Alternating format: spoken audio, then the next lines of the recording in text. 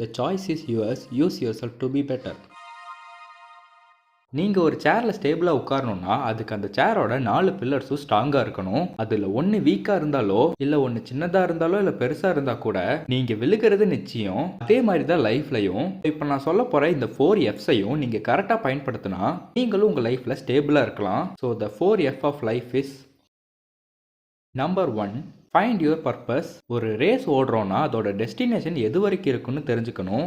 இல்லைன்னா எவ்வளோ ஓடுனாலும் நம்மளால அதை அடையவே முடியாது. டயர்ட் ஆகிருவோம், இல்லைன்னா வெறுத்துருவோம். அதே மாதிரி தான் லைஃப்லையும் எதுக்காக வாழ்றோன்னே தெரியாமல் வாழ்ந்துட்டு இருந்தோம்னா எது நடந்தாலும் எனக்கு மட்டும்தான் இப்படிலாம் நடக்குதோன்னு சொல்கிற அளவுக்கு நம்ம வாழ்க்கையவே வெறுக்கிறதுக்கு வாய்ப்பு இருக்கு. So find your purpose. நீங்கள் எதுக்காக வாழ்றீங்க? Forgive your past. நம்ம எப்பவுமே நம்ம பண்ண தப்புகளை கடந்து வந்த அப்புறம் தான் அதை நினைச்சு கவலைப்படுவோம். பட் யோசிச்சு பாருங்க, யாருமே ஏதாவது தப்பு பண்ணும்போது அது தப்புன்னு தெரிஞ்சா கூட அதை பண்ணாம இருக்க மாட்டாங்க. பிகாஸ் அந்த நேரத்துல அது நமக்கு தேவைப்படுது. அதை கடந்து வந்த அப்புறம் அதை ஏன்டா பண்ணோன்னு வருத்தப்பட்டா ஒரு பிரயோஜனமும் இல்லை. அது அப்ப தேவைப்பட்டுச்சு பண்ணோம், இப்ப அது தேவைப்படலை, ஸோ பண்ண வேணாம். அவ்வளோதான். Just forgive your past. Number 3, focus on your present. அதான் பாஸ்ட்டை ஃபர்கிவ் பண்ணியாச்சு, அப்புறம் என்ன, ப்ரெசென்ட்ல கவனத்தை செலுத்த வேண்டியது தான். அதுக்கான காரணம் நெக்ஸ்ட் Fல இருக்கு.